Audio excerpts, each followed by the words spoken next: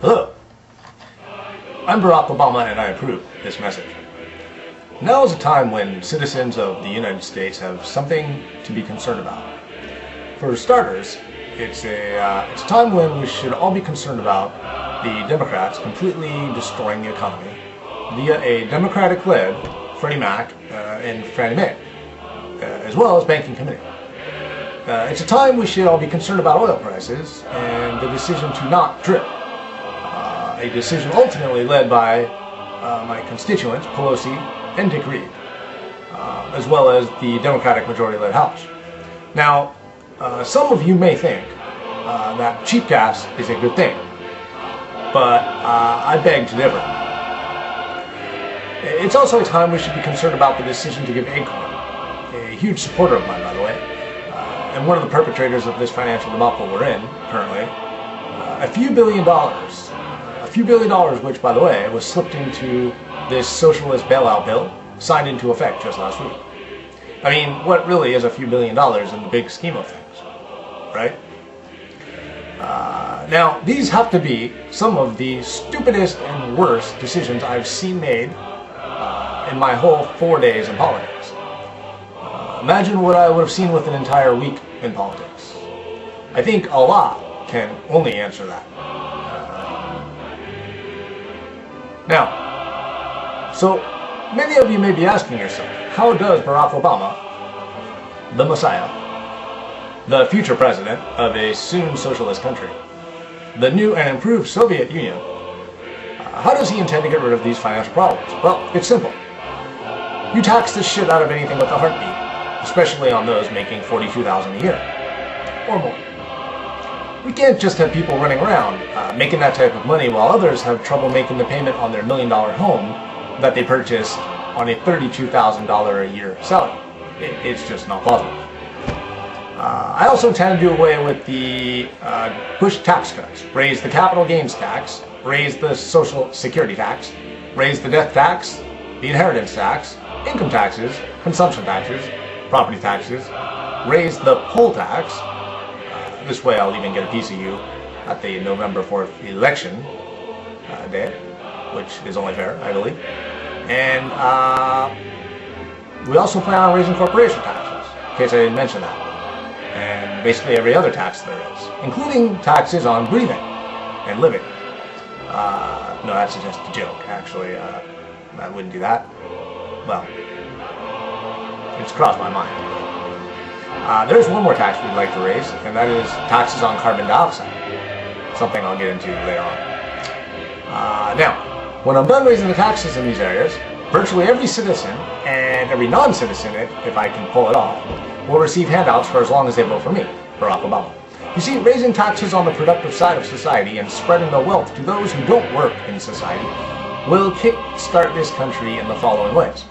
First, if every non-productive person in the U.S. has money in their pocket, they'll be able to spend it on shit, which means it'll go right back to those greedy and evil capitalists, the ones that you and I know as the evil plumbers, and the ones who own the evil stores. Now, what's going to happen is at that point I'll raise the taxes even more on those evil plumbers and stores, and we'll go ahead as a government and take more money and then redistribute it again to those non-productive people, and those non-productive people will once again be productive by going back out into society and ultimately spending it on more shit. So that's one way we can kickstart the economy. Next, the evil stores and plumbers who aren't paying enough in taxes under my plan will pay so much that they'll end up closing their stores, making room for the non-productive people in this country, and those non-productive people will be able to ultimately pick up where they left off, where they shut down, and therefore own their own evil store and plumbing business. Now, remember, productive people, or rather non-productive people, for those of you that think you can make a profit, or will try to make too much of a profit, anything over $250,000 that is, just stop thinking that way right now, because it's not going to happen. You see, once you get over that $250,000 range, we'll come in and take whatever excess profit you make. So, and again, redistribute it to the non-productive people. Excuse me. phone call. Yes, hello. Bill Ayers, hi, how are you? Hey, good, thanks. Listen, I'm trying to trick the American people into voting for a communist. Can you give me 5 minutes, please? Thanks, buddy. Hey, by the way, we still on for poker miles? Yeah, wonderful, great. All right, good talking to you, Bill. Bye-bye. Sorry, that was a good friend of mine, Bill Ayers. You may have heard of him. Next, since we know that lower taxes creates more productivity and overall more income for the government, since we all know this is the stupidest idea since Ronald Reagan was president, we plan on taxing the taxes on the taxes we taxed in hopes of getting some extra revenue from the taxes of the taxes being taxed, or something like that. And then giving that extra revenue to my friends at Acorn, who can then fraud every election from here on out, thus making it possible for me to be president forever.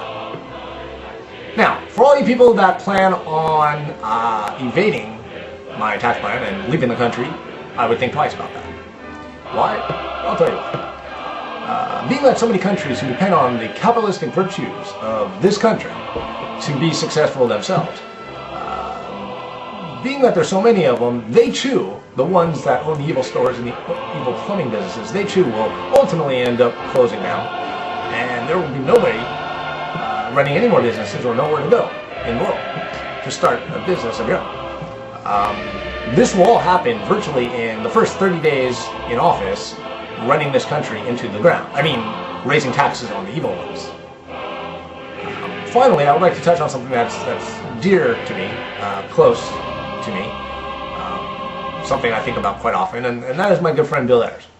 Bill, if you're listening, we've got to get together for drinks after the election is over and talk about old times and blowing shit up together.